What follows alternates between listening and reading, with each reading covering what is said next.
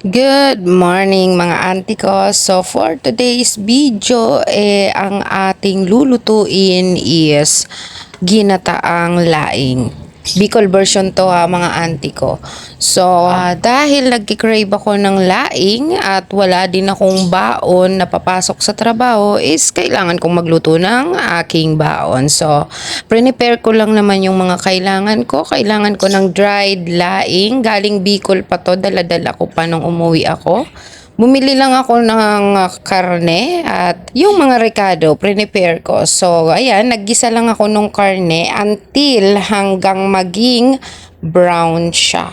So, yung sekreto dyan is, hindi mo siya lalagyan ng mantika. Hintayin mo lang siyang magmantika at dun mo igigisa yung mga rekado na nilagay mo. So, may nilagay ako dyan na luya. So, yung luya dyan is kailangan nyo siyang mapa-brown. Yan din yung isang sekreto para masarap yung inyong laing at hindi nakakasawa. Lalagyan nyo siya ng luya hanggang mag-brown siya. Tapos, pag nag-brown na yan, ilalagay nyo na dyan yung bawang at sibuyas. So, tapos pag nalagay nyo na yon is i-combine nyo na yung karne. Hahalu-haluin nyo na siya kasama yung karne.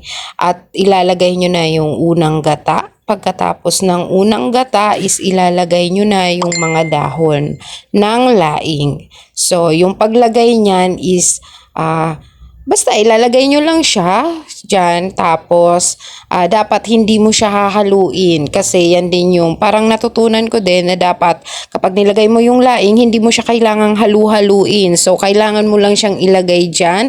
So, didiin-diinan mo lang siya nung sandok mo para lumubog siya doon sa unang gata. So, hihintayin mo yung kumulo. Kapag kumulo na is babaliktarin mo siya. So, kapag nabaliktad mo na siya, is hihintayin mo siyang matuyo at masipsip ng laing yung gata. So, kapag tuyo na siya, is ilalagay mo na yung unang gata.